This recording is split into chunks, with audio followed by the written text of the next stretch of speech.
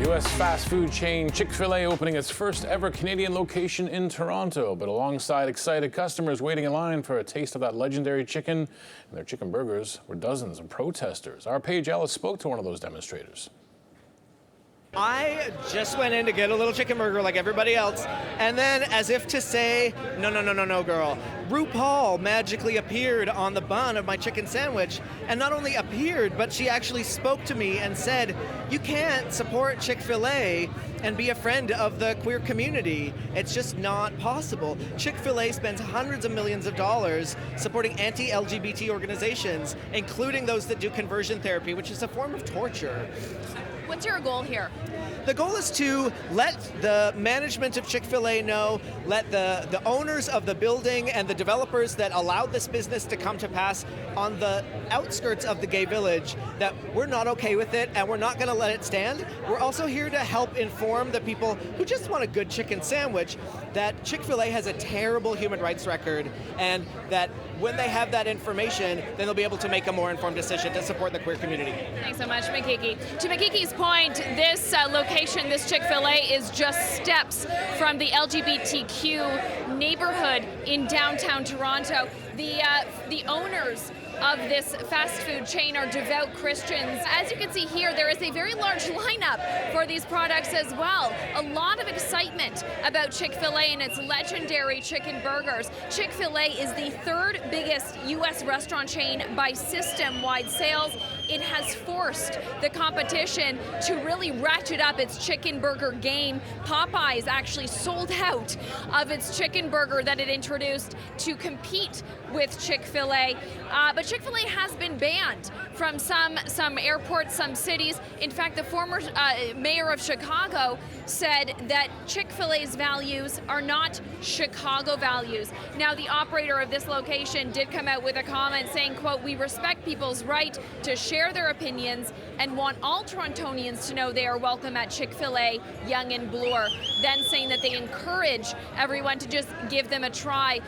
Worth mentioning, this could be, if they decide to go with Uber Eats, a boon for that kind of a service, as some people may be interested in the product but not willing to show up here, and I think really forcing a lot of people to reconcile their values with what they want to eat as consumers. That was our Paige Ellis reporting from the scene. So amid all this controversy, what does Chick-fil-A's future look like here in Canada? Robert Carter, food service industry advisor at NPD Group, joins us now. Good to see you again, Robert. Thanks for having me. So here is a company that's been in the headlines quite a bit, and if you hadn't heard of them, you probably heard of them because of this news. But what do their prospects look like for coming into this market, setting up shop, and taking on the competition? You know, when we take a look at the Chick-fil-A business, as Paige outlined, this is a top 3 quick service restaurant chain out of the U.S. So for this chain to expand into the Canadian market, this is a pretty exciting time in terms of the restaurant industry overall. So they've done a great job in the U.S., moving from number 7 to the number 3 top restaurant chain in terms of system sales just over the last couple of years. So I think within the Canadian market, Chick-fil-A will do quite well. Now, when we take a look at companies, whether it's Chick-fil-A or other companies that get embroiled in some kind of controversy, I guess the question always remains, does it impact the business at all? Do people make choices? Some people clearly do make their choice about where they want to spend their money based on gender politics, based on political parties. Yes. Does it impact a business though, really, on the bottom line? You know, it's hard to say. It's impacted the brand. There's no two ways about it. And this controversy has been lingering with Chick-fil-A for at least 5 years now, since the Catholic family came out and made those comments.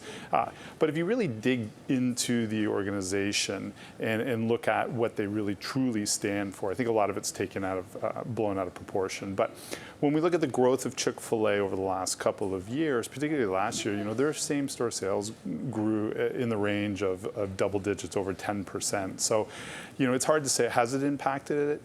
They continue to drive those same-store sales, and now they're the number 3 player in the U.S. So it's hard to say if it's really impacted that bottom line. Now, I've never had Chick-fil-A. Is it really that good? Are they that big of a threat to the incumbents here in this country? It's interesting. In Canada, we have Tim Hortons, and Canadians are hardcore Tim Hortons fan. In the U.S., Chick-fil-A there's a strong brand loyalty to Chick-fil-A. The product is positioned more as a premium, quick service food offering overall. So within the Canadian market, as we see more of the quick service operators upscale their menu and put more focus on quality, this is the area that Chick-fil-A already plays in. And then when you look at their customer service or customer satisfaction, which they're well known for, they are much higher than their competitors overall. So I think those two pillars will help drive the success in the Canadian market. I think when you talk about this higher quality chicken sandwich, I can remember at the tail end of the 80s when I was just finishing up high school, the McDonald's chicken burger was my mainstay. And it was, I know they've changed the chicken burger years and years and years ago, but back then in 1989, it was pretty hard to call that chicken. It was some sort of greasy amalgam. Sure. Clearly, the game has been raised. Yeah, absolutely. I mean, we're dealing with a much more educated food consumer who really understands the product, and that's forced operators to really look at what type of product are they serving. At the end of the day, consumers vote because of the taste of the product that they're getting. And so Chick-fil-A has done a really good job at putting a high quality chicken product in the market, and they've stuck to the core focus of chicken. They don't have a very expanded menu, which a lot of quick service competitors are doing. They're staying very focused on that chicken category. So in the Canadian market, we're looking at a category of about $1 billion that's dominated by players such as KFC and Mary Brown. So there's opportunity for Chick-fil-A to gain market share. So with that kind of focus on that product being chicken, I think of what, as Tim's went head-to-head with McDonald's, yes, went head-to-head with Starbucks, they're all trying to do the same thing, be everything. They want you in there for breakfast, they want you there for lunch, they want you there in the afternoon. Does that just spread their forces a little too thin? It makes their competitive focus much more broad, for sure, but it does allow them to attract consumers through multiple day parts, which is important in today's restaurant market. The market's really not growing that aggressively overall as the pie, so you do need to have a focus on multiple day parts. So when you look at someone like a Chick-fil-A who comes into the market, they do have a breakfast offering, and they will be open for breakfast. They'll have a lunch and a supper.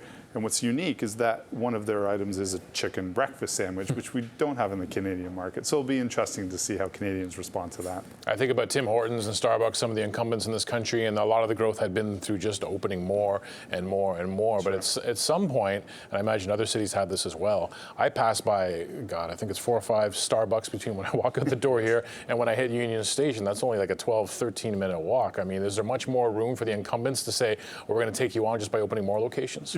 And that's a great observation. And that's one of the unique features of Chick-fil-A. Their store count in the U.S. is only in the 2,600 range. So they're not the largest in terms of the number of units, but what they have successfully done is drive those unit sales 2 to 3 times higher than their competitors. So their average unit sales in the U.S. is somewhere in that 4.6 to 5 million range, where an average McDonald's may do about 2.5 million in sales overall. So they've done a really good job in a smaller number of units, but driving that dollar value. And that's only on 6 days of operation, keep in mind. Now, of course, because they don't open on Sundays, right? They close. And there used to be a time in this province when stores didn't open on Sundays either. Thinking in terms, too, so if that's a strategy, not to oversaturate the market, and they seem to be taking it slow, too. I always think back to Target. I always think, is there a textbook case for an American company coming in big and bold and strong and then having to retreat? So clearly the American companies in the wake of that. LL Bean opened a place recently in Oakville. I talked to their CEO. Everyone's sort of taking, you put your toe in the water now in Canada. Yeah, I think so. And I think the Chick-fil-A folks, they're opening their first store. I'm not sure what their plans are to expand beyond that, but it seems like they are taking it a bit slow, just kind of testing. This is the first store outside of the U.S., so it's the first international expansion. So I imagine they're looking at, is there an opportunity to expand more into the international market outside of Canada? Great to have you here as always, Robert. Thanks for your insight. Great, thank you. That was Robert Carter, the Food Service Industry Advisor at NPD Group.